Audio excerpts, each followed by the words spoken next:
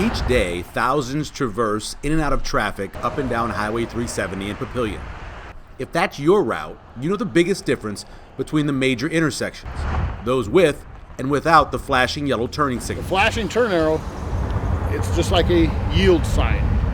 So when you pull up that intersection, if you have a flashing yellow left turn signal, you're to yield to pedestrians that may be crossing the same direction you're going, or any oncoming traffic.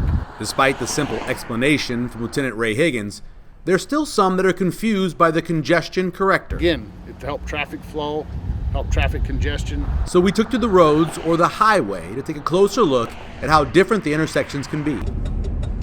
A great example of the difference in traffic flow starts right here at Highway 370 in Washington.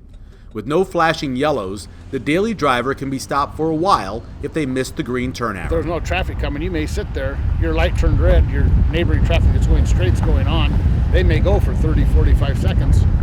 While you're still sitting there, now they're stopped. When they get the red light, we're stopped for another 30 to 45 seconds. You've sat there maybe a minute and a half, 2 minutes.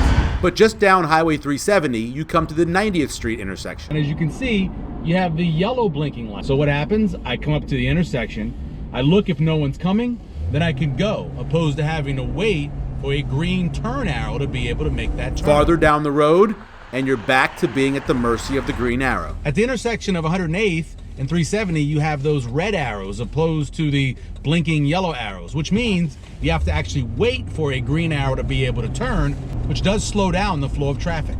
Now you do have to remember, as Lieutenant Higgins says, the blinking yellow light is like a yield sign.